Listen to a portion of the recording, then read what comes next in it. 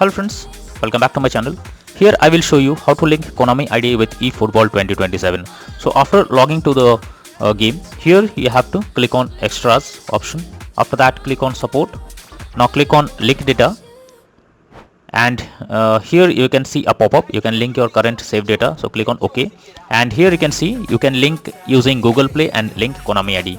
So if you don't want to link using Google Play, you have to click on link Konami ID, and now wait for some time.